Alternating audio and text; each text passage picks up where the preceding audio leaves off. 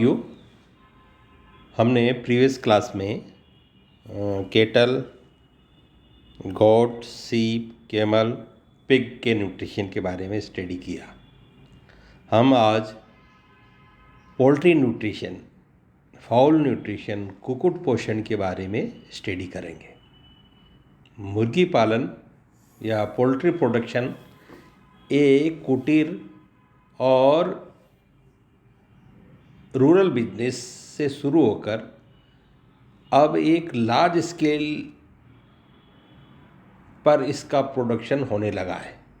मुर्गी पालन पहले एक कुटीर उद्योग था, अब इसका ग्रामीण व्यवसाय से ये वृहद उद्योग का आकार ले चुका है। मुर्गियां सस्ते दाने को उत्तम प्रकार के प्रोटीन, अंडे और मांस में बदल देती है।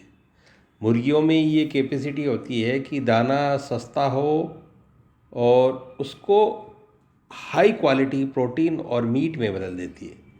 मुर्गी पालन में संतुलित बैलेंस डाइट का अत्यंत महत्वपूर्ण स्थान है। यह न केवल मुर्गियों को स्वस्थ और बीमारियों से सुरक्षित रखने के लिए ज़रूरी है, और मुर्गी के जो न्यूट्रिशन में कौन कौन से एसेंशियल मिनरल्स हैं या कौन कौन से एलिमेंट्स हैं, मुर्गी आहार में आवश्यक पोषक तत्व कौन कौन से हैं, उनको इसमें बताया गया।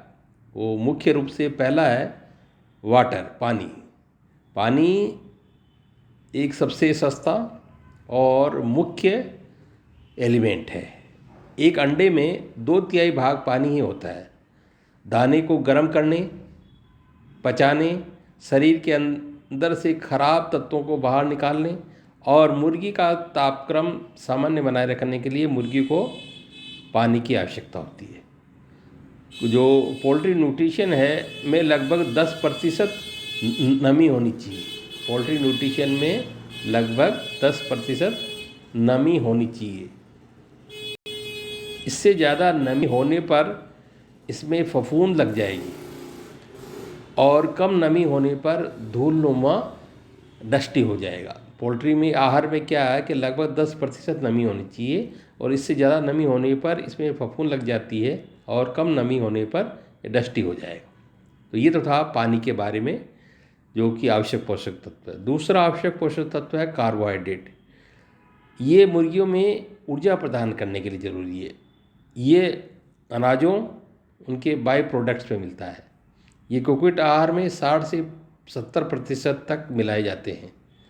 जो कुक्कुट आहार हम तैयार करेंगे उसमें 60 से 70% ये अनाज होंगे जिनसे कि कार्बोहाइड्रेट मिलता है। ये जैसे इसके फॉर्म हो सकता है जैसे पीली मक्का, राइस पॉलिश, चावल की कनी, ज्वार, गेहूं की कनी आदि कम रेशे वाले अवयव व अधिक ऊर्जा देने वाले। मुख्य रूप से पीली मक्का, येलो मेज, राइस पॉलिश, चावल की कनी, ज्वार, गेहूं की कनी कम रेशे वाले अवयव अधिक ऊर्जा देने वाले होते हैं। जबकि कम ऊर्जा देने वाले जो एलिमेंट्स हैं, अवयव हैं, उनका मुख्य रूप से अंडे देने वाले मुर्गियों में किया जाता है।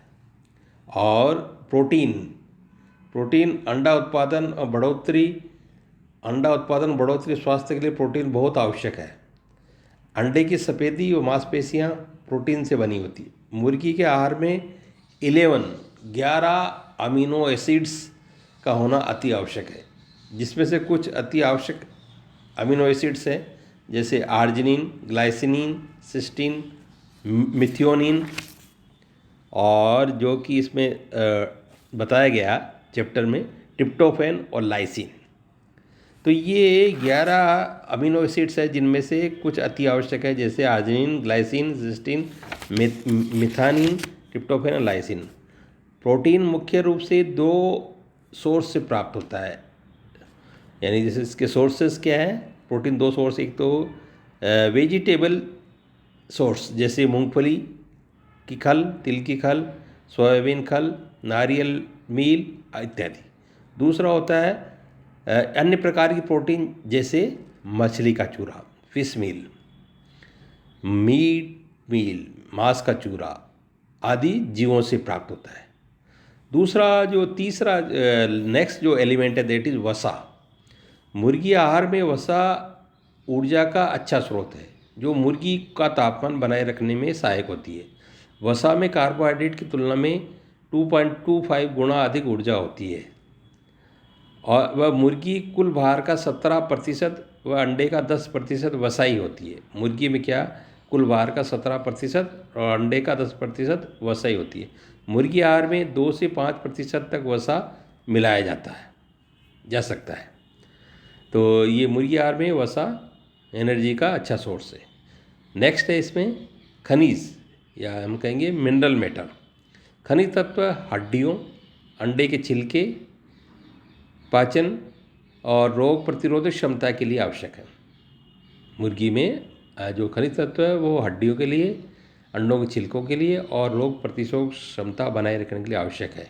मुर्गियों के लिए calcium, phosphorus, sodium, chlorine, manganese, लोहा, कोबाल्ट, जिंक, सल्फर आदि की आवश्यकता होती है। इसमें से अधिकतर पदार्थ मुर्गी दाने में काम आने वाले पदार्थों में मिल जाते हैं, किंतु कुछ पदार्थ जैसे calcium, phosphorus, sodium chloride, manganese आदि को अलग से भी दाने में डाला जाता है, जिनका कि महत्व अधिक होता है अंडा उत्पादन के लिए। और नेक्स्ट है विटामिन। मुर्गियों को स्वस्थ रखने के लिए या अंडा उत्पादन में बढ़ोतरी या चूजे चूजे निकलने के लिए विटामिन की आवश्यकता होती है। इनकी आवश्यकता बहुत सूक्ष्म होती है, किंतु इनका दाने में होना अति आवश्यक होता है। विटामिन्स का दाने में होना अति आवश्यक होता है। विटामिन ए, B2 एवं D3 मुर्गी आहार में आवश्यक रूप से मिलाना चाहिए, क्योंकि प्रायः इनकी कमी हो जाती है। अंडा देने वाले मुर्गियों का आहार, छोटे चूजों का आहार, इसको क्लासीफाई किया गया। छोटे चूजों का आहार ग्रोवर राशन, लेयर राशन और ब्रीडर राशन।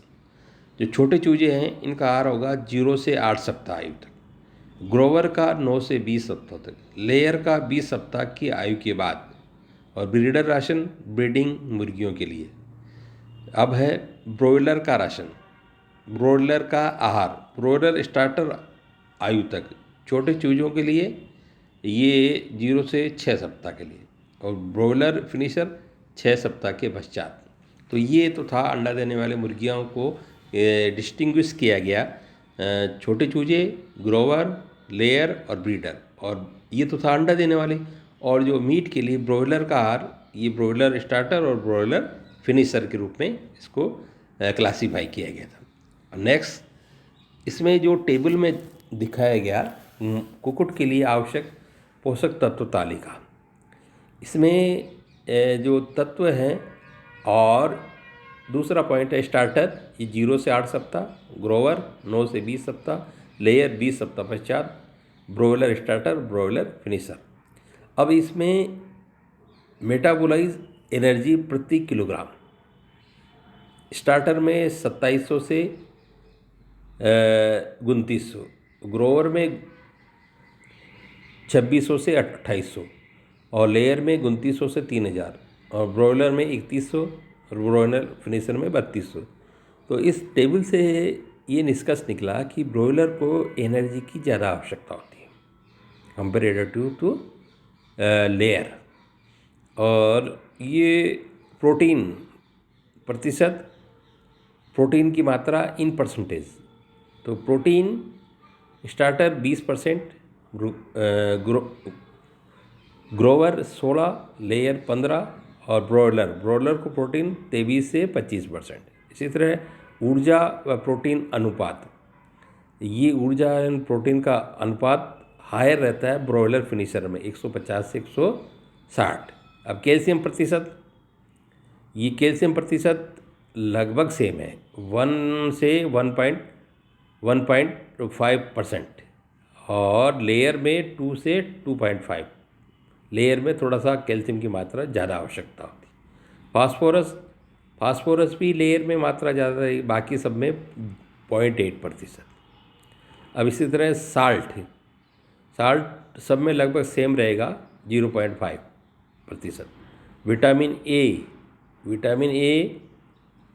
4000 और 6000 लेयर एंड ब्रॉयलर में। अब विटामिन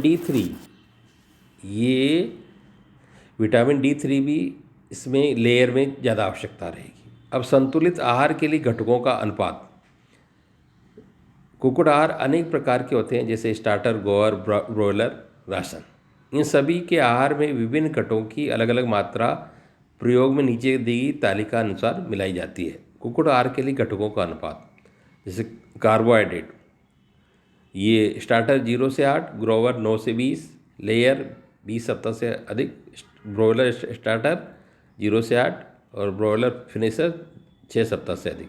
कार्बोहाइड्रेट प्रतिशत में, ज़्यादा ऊर्जा के अनाज, इनका प्रतिशत, ज़्यादा ऊर्जा वालों की प्रतिशत मात्रा ब्रॉयलर फिनिशर में ज़्यादा रहेगी 65 और स्टार्टर में 46, एंड ब्रॉयलर स्टार्टर में 58 और लेयर में 54। और इसी तरह जो नेक्स्ट इसमें कॉन्स्टिट्यूएंट है वो है कम ऊर्जा वाले। तो कम ऊर्जा वाले के अनाज हम देंगे, कम ऊर्जा वाला अनाज स्टार्टर, ग्रोवर और लेयर में ही देंगे। प्रोटीन, वनस्पति सोर्स से प्राप्त होने वाली प्रोटीन, ये वनस्पति सोर्स से प्राप्त होने वाली प्रोटीन 20 से 25%, 16% इन ग्रोवर और लेयर में 15% और ब्रॉयलर स्टार्टर और ब्रॉयलर फिनिशर, ब्रॉयलर स्टार्टर में 20 से 25%। अब है जो एनिमल सोर्स से प्राप्त होती है प्रोटीन, वो सबसे ज़्यादा ब्रॉयलर स्टार्टर में चाहिए 10%, बाकी में 5 to 8, 5 and 5। खनिज तत्व, मिनरल मैटर प्रतिशत में, मिनरल की आवश्यकता सबसे ज़्यादा लेयर को होती है, इसमें 5%, बाकी में 3, 4, 3, 3, 3। अब सीरा प्रतिशत में, सीरे की मात्रा 6 to 7% in layer and rest 3 to 6 and 4 to 7। And what about vitamin A? Vitamin A की मात्रा, विटामिन 15 से 20, 15 से 20, 15 से 20, 15 से 20, ये सब में लगभग सेम होती है। Vitamin B2 and vitamin D3 ग्राम प्रति quintal. Vitamin A, B2 and D3 की मात्रा थी 15 से 20। अब एंटीबायोटिक ग्राम प्रति क्विंटल, एंटीबायोटिक भी देते हैं रोग से लड़ने की क्षमता के लिए, और ये ग्राम प्रति क्विंटल में 50 ग्राम प्रति क्विंटल दाने में मिलाया जाता है, जिससे कि मुर्गियों में रोग से लड़ने की क्षमता हो। तो ये तो था मुर्गी के आहार में, इनको कैटेगराइज किया गया according to their age, according to their उपयोग के लिए, जैसे starter, grower, layer and broiler starter and broiler finisher. ये तो था मुर्गी के आहार में। Thank you.